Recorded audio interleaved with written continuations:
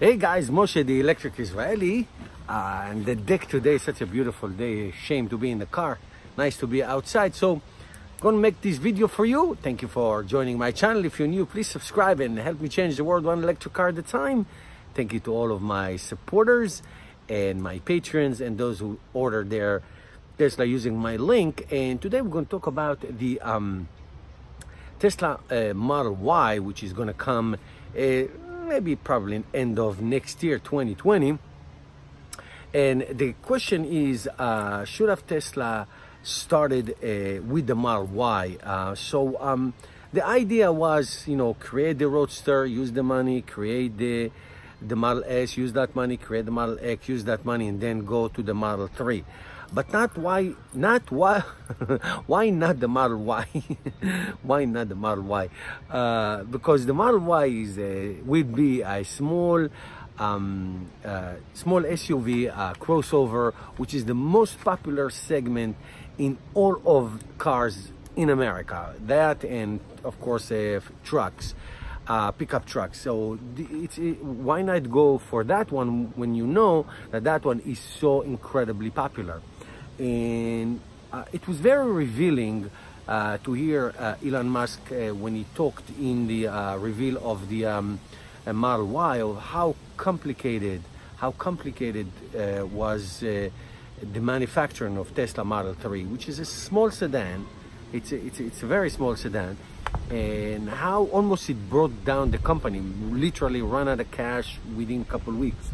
And how stressful personally it was for him.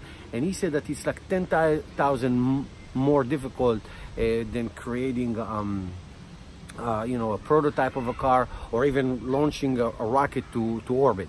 It was that difficult. And I think that the rationale was that once you understand the difficulties and you hone the skills and you streamline the manufacturing, then you can go to the next level, which will be the Model Y. The Model Y will be bigger, 30% bigger.